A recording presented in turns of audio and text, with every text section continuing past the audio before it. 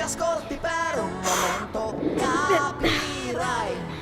Lui è il gatto ed io la volpe, stiamo in società. Wow, Luca.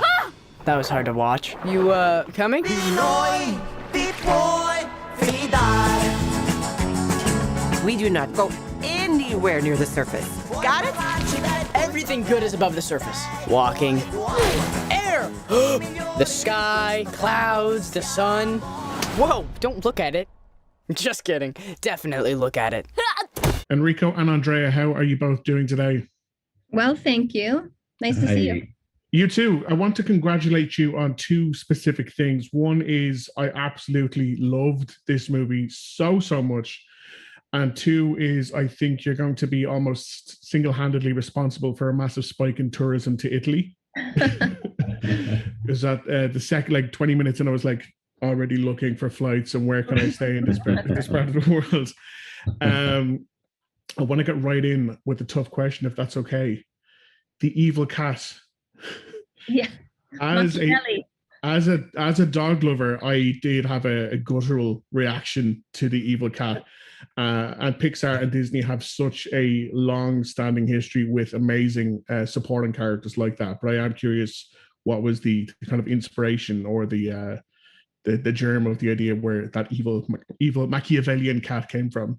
Yeah, I think there's one, just the memory of that there's a lot of street cats all over Italy and definitely in these little towns. Very, very often, they're kind of fed by the old ladies, but then they're all over. So we knew from day one that there's a sea monster who probably smells a little different than a human, that maybe they were the ones who knew before anyone. So we love this idea that there would be like onto them, or it would be a problem for them. And then it actually, we had a few scenes where there would be like 100 of them. There would be a big chase. And then we realized actually, well, maybe it's more fun to really put something a little more right in front of them. So we thought of like, why don't we make Massimo have a cat? And then we're like, let's make him look like Massimo. Like we all look a bit, that idea of 101 Dalmatians, that we look like our pets, seemed like a fun one. And then it really, like, all the other cats actually became a much smaller thing, even though in our heads, maybe we thought, he would have complete dominion of them. They would bring him food and he's the big boss. But then, we really embraced this moment of him. And once we started designing him, it was just like so interesting and evil and cute. What is it about cats? I mean, it's just a thing. So we had hashtags inside Pixar going more Machiavelli. So that's how it all started, and the fact that it would get beat up and that he would know it all, but he couldn't tell his owner was the fun of it all. And I mean, I think we need maybe we need a spin-off or something. He'll absolutely deserve one. I think, even though I'm not a cat person, I will go see the Machiavellian spin-off. I am curious if you give us a little bit of insight into. So I'm sure in Pixar, it just feels like the place is overflowing with geniuses, that it's just, there's constantly new ideas all the time. Could you tell me a little bit about the decision process inside Pixar, where they must be overwhelmed with this is what everyone's next idea is? How do they choose Luca or whatever the next project is? How does that get kind of plucked from the crowd, I guess? Yeah, it really comes down then to where you pitch a few different ideas. So you're kind of like, could I pitch? And then, the fact that you've gone through the steps of making a short is certainly a big part of this. And so you have to be a little bit invited to pitch.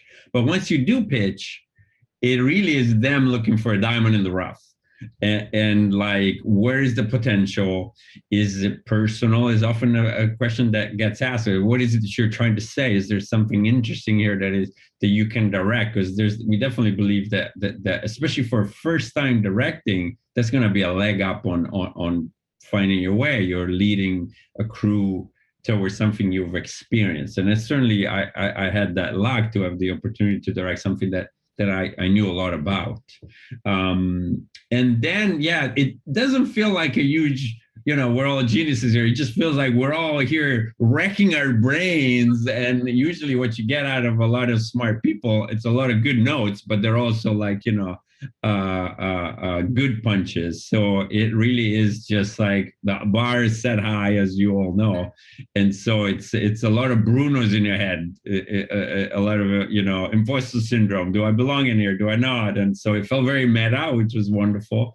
An insecure kid needing Alberto to help him. I think I had good help, and this was a bit of a journey for especially through the challenges that were thrown at us.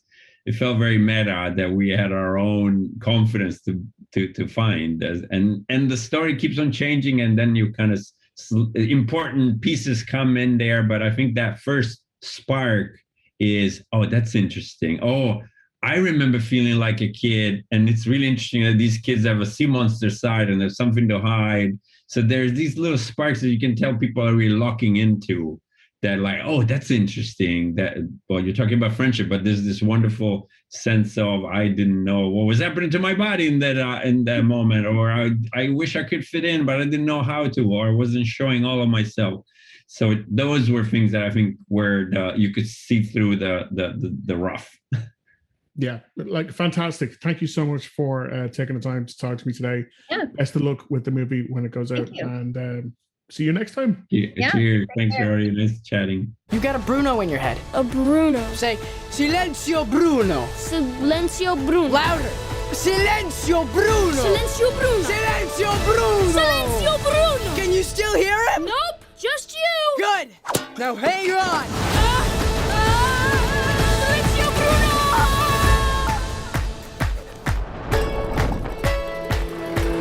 What's wrong with you, stupido? You do it now. Just say the thing. What's wrong with you, stupido?